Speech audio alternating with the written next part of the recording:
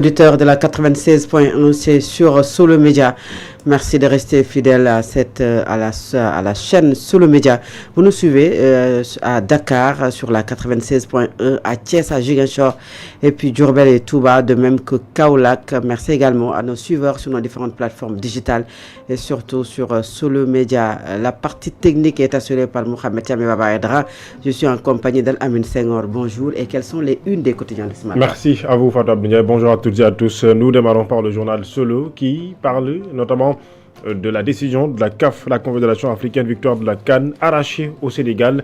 La CAF franchit la ligne rouge et se ridiculise, s'exclament mes confrères du journal Solo. Claude Leroy, il y a eu plein de magouilles, a-t-il dit. Moussa Niakhaté, ils sont fous eux.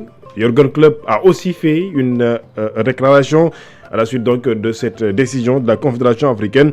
L'une des choses les plus absurdes, et Samir Nasri, le journaliste, c'est du grand n'importe quoi, comme pour dire qu'à la suite de cette décision, les réactions tombent d'un peu partout au-delà donc du journal Solo. Sachez que les quotidiens ce matin font bien entendu donc écho de cette décision, à l'image du journal Source A qui revient pour parler donc de cette décision de la Confédération africaine de football.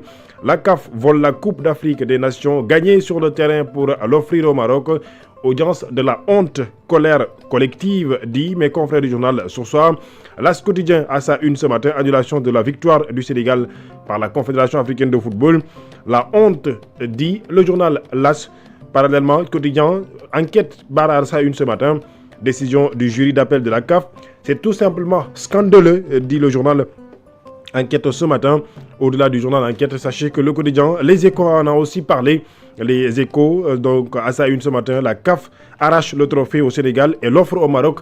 Décision inique, indignation mondiale, puisque je le disais donc tout à l'heure, au-delà donc de cette décision qu'a annoncé donc la Confédération africaine de football hier, eh bien sachez que les réactions sont tombées d'un peu partout. Le Soleil à sa une, le quotidien national, le jury d'appel de la CAF déclare le Maroc vainqueur de la CAN 2025, 2 mois après. La blague du siècle, s'exclament mes confrères du journal Le Soleil, réuni donc hier. L'instance s'est dit s'appuyer sur les articles 82 et 84 du règlement de la CAN, eh bien, pour déclarer le Sénégal forfait.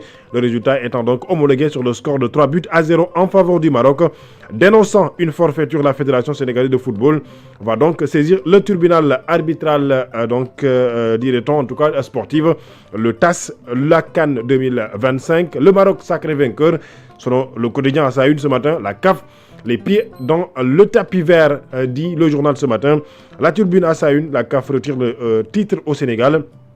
La décision donc de la honte, c'est tout simplement scandaleux selon le journal sud-coréen à sa une ce matin. Les coulisses d'un scandale inédit repris par le quotidien L'Observateur ce matin. Yor toujours donc revient cette fois-ci au-delà de cette question donc qui concerne la décision de la CAF. Le journal parle donc de projet de satellitaire à Gandoul. La Sonatel est au cœur d'un scandale foncier explosif. Entre autres sujets qui sont évoqués par les quotidiens ce matin, surtout la rencontre hier du chef du gouvernement Ousmane Sonko avec donc, dirait-on, ceux qui avaient signé le pacte de stabilité sociale.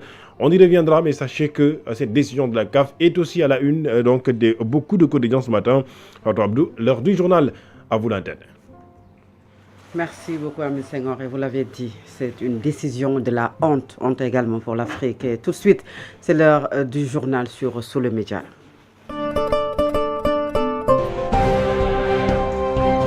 Solo Media Group à Kaolack 100.4.